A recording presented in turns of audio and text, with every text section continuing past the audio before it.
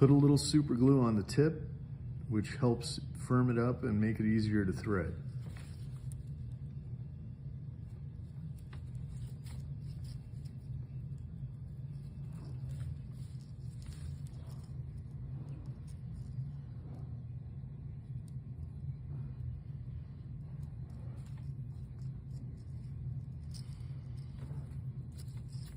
You go 1, 2, 3, and back through this hole.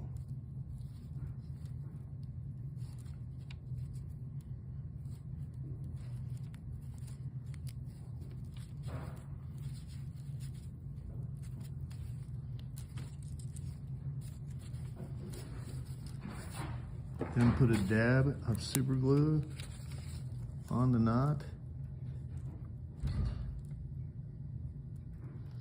Let it soak in. That'll help secure it. Then trim off the end using an X-Acto blade.